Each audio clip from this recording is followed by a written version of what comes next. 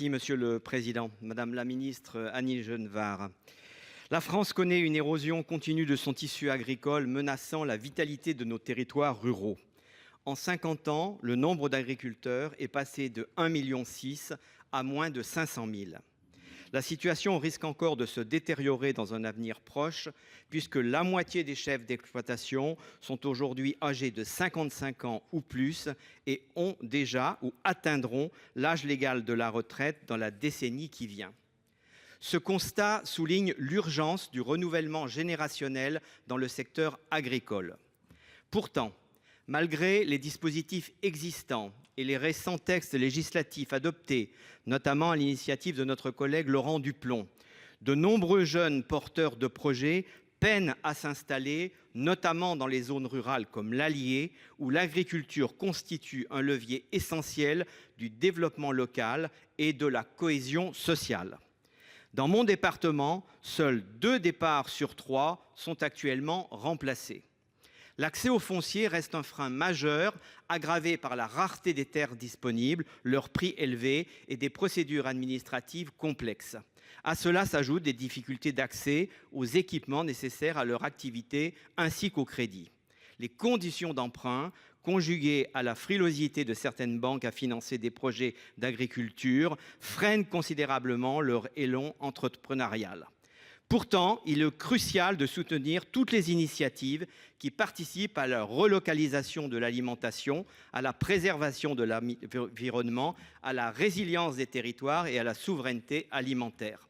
Madame la ministre, quels moyens le gouvernement entend-il mobiliser pour lever ces freins et faciliter l'installation de jeunes agriculteurs dans les territoires, notamment en matière d'accès au foncier, aux équipements et au financement? Je vous remercie. Merci, Madame la ministre. Merci, Monsieur le Président. Monsieur le sénateur Bruno Rojouan, je vous rejoins concernant l'importance que les jeunes puissent accéder au foncier. C'est une nécessité pour le renouvellement des générations. C'est pour cette raison que tous les outils existants sont majoritairement tournés vers l'installation des jeunes. Ainsi, en 2023, les Safer ont contribué à l'installation de jeunes sur près de 2800 opérations, correspondant au tiers du total des surfaces rétrocédées. Les dispositions de la loi dite sans passe-tous se traduisent également par la libération du foncier sous forme de bail ou de cession quasi exclusivement à destination des jeunes. Je tiens également à mettre l'accent sur le démarrage très satisfaisant du fonds Entrepreneurs du Vivant, doté de 400 millions d'euros, dont une partie importante est destinée à renforcer les initiatives de portage existantes.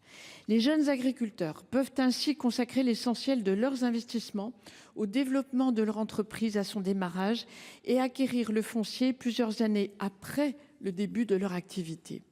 Vous vous inquiétez également, et à juste titre, d'un accès difficile au financement.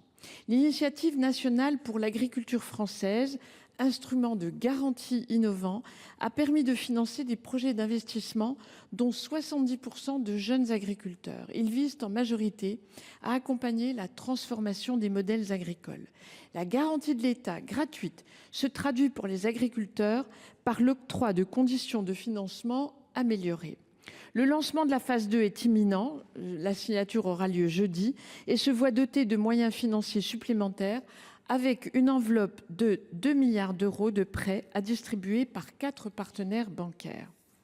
Enfin, la création du réseau France Services Agriculture par la loi d'orientation agricole que vous avez votée permettra à partir du 1er janvier 2027 un accompagnement personnalisé pour chaque porteur de projet.